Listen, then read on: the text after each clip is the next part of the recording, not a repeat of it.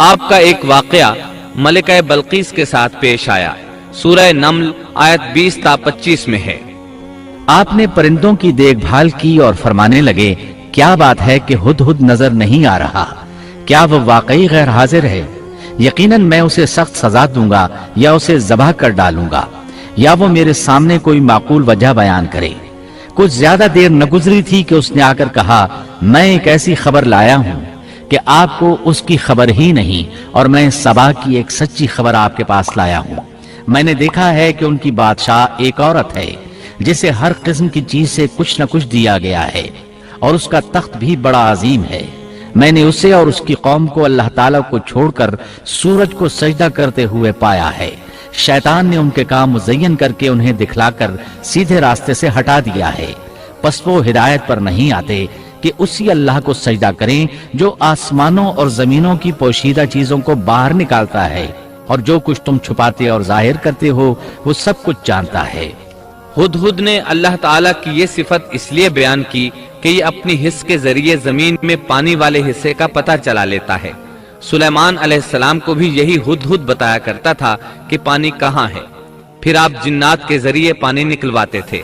یہ اطلاع سن کر سلیمان علیہ السلام حیران ہوئے۔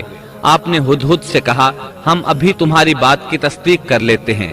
سورہ نمل آیت 27 اور 28 میں ہے۔ سلیمان نے کہا، اب ہم دیکھیں گے کہ تو نے سچ کہا ہے یا تو جھوٹا ہے۔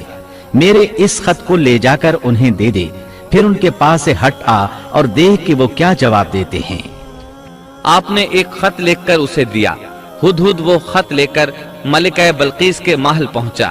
خط اس کے سامنے گرا کر خود دیوار پر جا بیٹھا۔ خط دیکھ کر ملکہ بلقیس نے کہا، وہ کہنے لگی، اے سردارو، میری طرف ایک باوقت خط ڈالا گیا ہے جو سلیمان کی طرف سے ہے، اور جو بخشش کرنے والے مہربان اللہ کے نام سے شروع ہے، یہ کہ تم میرے سامنے سرکشی نہ کرو اور مسلمان بن کر میرے پاس آ جاؤ۔ اس نے کہا، اے میرے سردارو، تم میرے اس معاملے میں مجھے مشورہ دو۔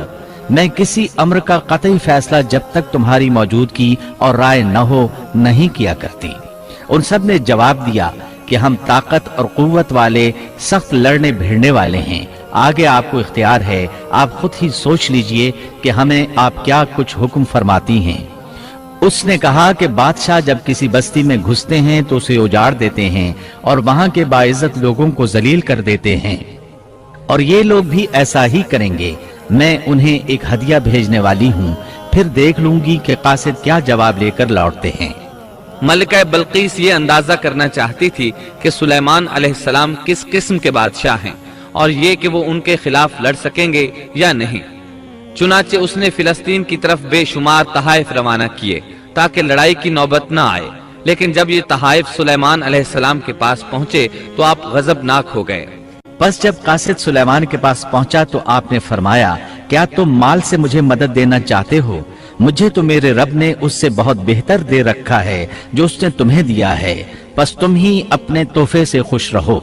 جا ان کی طرف واپس لوٹ جا، ہم ان کے مقابلے پر وہ لشکر لائیں گے جن کے سامنے پڑنے کی ان میں طاقت نہیں، اور ہم انہیں ذلیل و پست کر کے وہاں سے نکال باہر کریں گے۔ قاصد ان کا جواب سن کر اور یہ صورتحال دیکھ کر دہشت زدہ ہو گئے۔ انہوں نے بلقیس کے پاس جا کر ساری حقیقت بیان کر دی۔ ملکہ بلقیس نے انہیں پیغام بھجوایا کہ ہم اسلام قبول کرنے کے لیے تیار ہیں۔ سلیمان علیہ السلام تک اس کا پیغام پہنچا تو آپ اپنے درباریوں کی طرف متوجہ ہوئے۔ آپ نے فرمایا، اے سردارو، تم میں سے کوئی ہے جو ان کے مسلمان ہو کر پہنچنے سے پہلے ہی اس کا تخت مجھے لا دے؟ ایک قوی ہیکل جن کہنے لگا، آپ اپنی مجلس سے اٹھیں، اس سے پہلے میں اسے آپ کے پاس لا دیتا ہوں۔ یقین مانیے کہ میں اس پر قادر ہوں اور ہوں بھی امانت دار۔ جس کے پاس کتاب کا علم تھا وہ بول اٹھا کہ آپ پلک جھپکائیں، اس سے بھی پہلے میں اسے آپ کے پاس پہنچا سکتا ہوں۔ جب آپ نے اسے اپنے پاس موجود پایا تو فرمانے لگے، یہی میرے رب کا فضل ہے تاکہ وہ مجھے آزمائے کہ میں شکر گزاری کرتا ہوں یا ناشکری۔ شکر گزار اپنے ہی نفع کے لیے شکر گزاری کرتا ہے، اور جو ناشکری کرے تو میرا پروردگار بے پرواہ اور کرم کرنے والا ہے۔ حکم دیا کہ اس کے تخت کی صورت بدل دو تاکہ معلوم ہو جائے کہ یہ راہ پا لیتی ہے یا ان میں سے ہوتی ہے جو راہ نہیں پاتے۔ तख्त लाने वाले आदमी के मुतालिक जो ये आया है कि उसके पास किताब का इल्म था, तो मुफस्सिरीन का इसके बारे में इख्तिलाफ है कि वो कौन था। कुरान करीम के अल्फाज से जो मालूम होता है वो इतना ही है कि वो कोई इंसान ही था जिसके पास किताब इलाही का इल्म था। अल्लाह ताला ने करामत और एजाज के तौर पर उसे ये कुदरत दे रखी थी कि पलक झपकते वो तख्त ले आया। फिर सुलेमान अलैहिस्सलाम ने तख्त में तब्दीली का हुक्म दिया। तख्त में तब्दीली का हुक्म सुनकर उसमें से हीरे जवाहर निकाल दिए गए और दूसरी जगहों पर लगा दिए गए। सूरह नम्ल आयत 42 और 43 में है। फिर जब वो आ गई तो उससे कहा गया कि ऐसा ही तेरा भी तख्त है। उसने जवाब दिया कि ये गोया वही है, हमें इससे पहले ही इल्म दे दिया गया था और हम मुसलमान थे। उसे उन्होंने रोक रखा था कि जिनकी वो अल्लाह को छोड़कर परस्तिश करती रही थी, यकीनन वो काफिर लोगों में से थी। अब सुलेमान अलैहिस्सलाम की मलका बल्कीस से गुफ्तगू शुरू हुई। फिर वो उसे तख्त के पास ले आए। उससे पूछा, क्या तेरा तख्त भी इसी तरह का है? उसने बहुत अच्छा और फसाहत से भरपूर जवाब दिया। उसने ना तो ये कहा कि हाँ, क्योंकि वो तो अपना तख्त पीछे सबा के इलाके में छोड़ आई थी, यहाँ कैसे आ सकता था। ना उसने ये कहा कि ना, क्योंकि ये वही महसूस हो रहा था।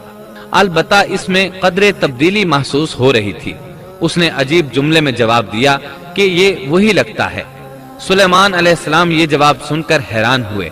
अब आपने उसे अपनी सल्तनत का गलबा दिखाने के लिए ऐसा मंजर दिखाया जो किसी बशर ने आज तक नहीं देखा। चुनाचे आप उसे एक महल में ले गए। यह मुकम्मल तौर पर शीशे का था। इसे दूसरी तरफ देखा जा सकता था। फर्श भी शीशे का था। शीशे के नीचे पानी छोड़ा गया था। पानी चलता रहता था। आप उसे लिए अंदर दाखिल हुए तो वो बहुत हैरान हुई कि महल में पानी बह रहा है। उसने अपना लिबास कुछ ऊपर कर लिया कि भीग न जाए।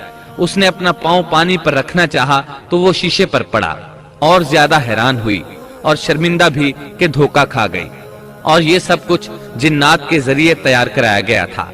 सूरह नम्ल आयत 44 में अल्लाह ताला फरमाते हैं, उससे कहा गया कि महल में चली चलो, जिसे देखकर ये समझकर कि ये हौज है, उसने अपनी पिंडलियां खोल दी। सुलेमान ने कहा, ये ऐसा महल है जिसमें नीचे भी शीशे जड़े हुए हैं। कहने लगी, मेरे परवरदिगार, मैंने अपनी जान पर जुल्म किया। अब मैं सुलेमान के साथ अल्लाह रब्बुल आलमीन की मुती और फरमाबरदार बनती हूँ। ये अजीम सल्तनत देखकर वो जान गई कि सुलेमान अलैहिस्सलाम सिर्फ बादशाह ही नहीं, नबी भी हैं। चुनाचे उसने फौरन ईमान कबूल कर लिया।